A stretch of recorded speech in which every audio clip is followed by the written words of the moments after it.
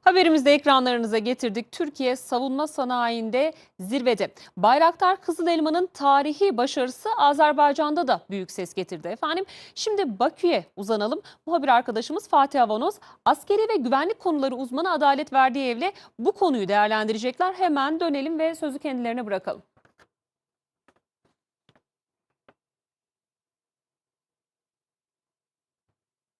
Baykar yine bir ilki gerçekleştirdi. Dün Bayraktar'dan, Baykar'ın resmi hesaplarından bir video paylaşıldı. Bu videoda Bayraktar Kızıl Elma ilk kez otonom şeklinde çift iki Kızıl Elma otonom şeklinde kol uçuşu gerçekleştirdi. Bu ne demek? İleride tabii ki sürü halinde hareket edebilme özelliği demek. Bu ne demek? Sınırların güvenliği demek. Bu ne demek? Belki bir hava saldırısında ilk aslında önleyici unsurlarımız bayraktarlar olabilir demek. Bu ne demek? İstihbarat demek. Birçok anlama geliyor. Ama tam anlamıyla uzmanından tabii ki bu konuyu almak istiyoruz, değerlendirmesini istiyoruz. Yanımızda yine askeri ve güvenlik politikalarından uzman isim Sayın Adalet Verdiyev'le birlikte bu konuyu konuşacağız. Efendim dün gece saatlerinde baktım, gerçekten dünyanın bütün askeri hesaplarında savunma sanayi üzerine yayın yapan kuruluşları, hatta normal televizyon kanalları da çok sayıda yer verdi bu haberlere. İlk defa iki insansız savaş jeti kol uçuşuyla görev icra etti. Siz bunu nasıl değerlendirdiniz? Bunu gördüğünüzde ilk aklınıza hangi təsərrüatlar oldu? Türkiyə müdafiə sənayesi sahəsində kifayət qədər geniş miqyaslı və uğurlu addımlar atmaqdadır. Təbii ki, bu həm Qızıl Elma, həm KAN, həm Anadolu uçaq gəmisi, həm Altay tankı, həm sualtılar və s. və ilaxır saymaqla bitməyəcək qədər həmlələr artıq bütün dünya mətbuatının diqqətini Türkiyəyə yönəldib. Türkiyənin hazırda ona yaxın şirkəti dünyanın ən güclü 100 şirkəti arasında yer alır. Baykar Makina da artıq yeni və gənc bir şirkət olmasına rəğmən artıq bu 100 dünyanın ən güclü şirkət arasında bu ildən yer almağa başladı və diqqətlər təbii ki, ilk növbədə real sınaq uçuşlarına çevrilir. Niyə görə?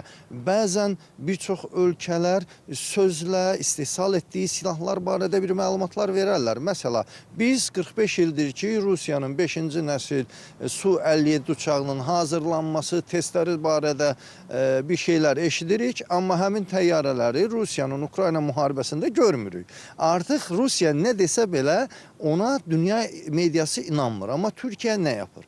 Öncə bir şey deməz, qaldırır havaya, sınağını göstərir, vurduğu hədəfləri göstərir, yerinə yetirdiyi manevraları göstərir, imkanları nümayiş etdirir. Bundan sonra isə artıq soruya belə imkan qalmır. Yəni dünyada artıq qəbul edir ki, Türkiyə müasir aviasiya və hava savaş paradigmasını dəyişəcək həmlələr eləyir. Bu sıradan bir şey deyil. Yəni Türkiyə aviasiya vasitələri, uçaqlar, döyüş savaş uçaqları istehsalında o qədər də zəngin keçmişə malik deyil. Buna yeni başladılar, amma elə bir sürətlə başladılar ki, bu artıq bütün dünyanı heyrətə gətirir. Məsəla, 21 Kasımda biz nə gördük? F-16 ilə qol uçuşu həyata keçirən Qızıl Elma ardıca AESA radarından, Murad AESA yerli radarından və raketsan istehsalı olan Göktürk füzəsindən görüş ötəsi bir hədəfi, altını cızıram, reaktiv hədəfi, yəni səsdən yüksək sürətlə uçan bir hədəfi vurdu. Bu o demək idi ki, görüş ötəsində olan bir hədəf pilotsuz bir qırıcı tərəfindən vurulur. Dünyada ilk idimi? İlk idi. Bir AESA radarı, bir silahsız vasitədə ilk idimi? İlk idi. Bir hava raketinin buraxılması pilotsuz vasitədən, insansız vasitədən ilk idimi? Bu da bir ilk idi. Ardınca ilkləri bitməyən bir Qızıl Elma var. Biz yaxın perspektivdə onun daha Türkiyə istehsalı olan Anadoluya enib qalxma imkanları da mövcuddur. Sürəti daha da artacaq. Çünki biz sınaqlarda bir farsaj kamerası görürük onun arxasında. Bu zaten 4-cü və 5-ci nəsil qırıcılarda olan bir elementdir. Bunu belə qızıl elmaya əlavə etdilər. Bir də qızıl elmada nə görürük? Dünyanın sadəcə 2 ölkəsində istehsal olunan toyğun elektron optik hədəfləmə sistemi, yəni tuşlama sistemini görürük. Bu nə deməkdir? Yəni təyyarənin, söhbət qızıl elmadan və yaxud da kanından gedir, maksimal səsdən yüksək bir sürətlərdə uçduğu zaman hədəfə kilidlənməsi. Yəni pilot üçün AES radarı maksimal bir məlumat bazasını təqdim edəcək, toyğun isə hədəfə kilidləyəcək. Pilotun diqqətini həmin hədəfdə olmasını, sürətdən asılı olmayaraq və bu silah sistemlərində, müasir avionikanın da hamısını vahid hədəfə, yəni qırıcının yerüstü və ya suüstü və yaxud da hava hədəfinə kilidlənməsini saxlayacaq. Pilota eyni zamanda bir neçə hədəfə qarşı mübarizə imkanları verəcək. Nəticə etibarilə Türkiyənin bugün hərb sahəsində özünü kimsədən asılı olmayacaq bir vəziyyətə gətirdiyini görürük.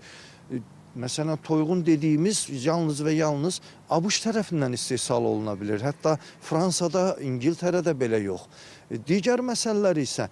Efendim burada mesela düşünüyorum, bu kol uçuşu bize bir mesaj mı veriyor? Yarın bir gün bu 5 kızıl elma bir arada da uçabilir, 15 kızıl elma da bir arada uçurabilir. Ora gəlirəm zaten. Ona mı? Dediyim Buyurun. ora gəlirəm. Söhbət nədən gedir? Burada əgər iki pilotsuz vasitə yanaşı qol uçuşu söhbət 10-15 metr məsafədən gedir. Görüntüləri gördük.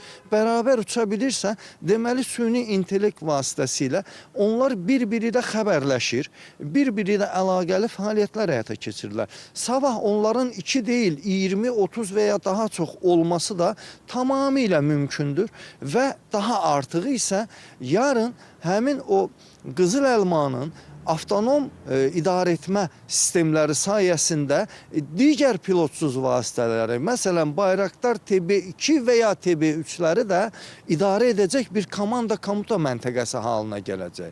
Peki efendim, yüzden fazla bilgisayar olduğunu biliyoruz. Dediğiniz gibi 15-20 tane kızıl elma bir arada. Yani şöyle bir aralarında görev dağılımı da olabilir mi? Sen müdafacı olacaksın. Sen arkadaşlarını yani yanındakileri koruyacaksın. Sen hücum eleyeceksin. Ya da sen ne bileyim ilk özünü bu noktada tehlikeye atacaksın. Sen öbürsüleri koruyacaksın. Böyle şeyler de olabilecek değil mi görevlendirmeler? Əgər bugün qızıl elmaya bir tuşa basıb yerə en deyə komanda veririksə və ondan sonra o gəlib dənizdə və yaxud da quruda olan çox qısa bir enmə zolağına, pist deyirsiniz siz, pistə enə bilirsə, o zaman onun digər bu vəzifələr icra etməsi heç bir problem deyil. Çünki bu vəzifələr arasında ən çətini olan pistə, yəni uçduğu yerə qayıdıb enməni doğru-dürüst yapmaqdır. Artıq havaya qalxandan sonra vəzifələri icra etmək daha kolaydır. Ona görə də bu vəzifələrin həm müşahidə vəzifələri yerinə yetiriləcək, həm hücum məsələləri yerinə yetiriləcək, həm hava sərhədinin müdafiəsi, həm uzun müddətli patrol xidmətləri. Yəni təhdid bir dövrü var. Yunanlar hansısa bir təlim keçirir. Ərazini daha diqqətlə izləmək üçün havadan bir neçə qızıl elmanın sərhəddə, sınır xəttində havaya qaldırılması yetərli olacaq ki, biz o təhdidlərin miqyasını, miqdarını, hardan, nəyi, nə zaman etdiklərini rahatlıqla izləyə bilək. Digər tərəfdən isə Türkiyənin proseslərdə iştirakı durmadan davam edir. Məsələ, bugün biz qızıl elmanın artıq seri üretimdə olduğunu bilirik. Amma nə davam edir?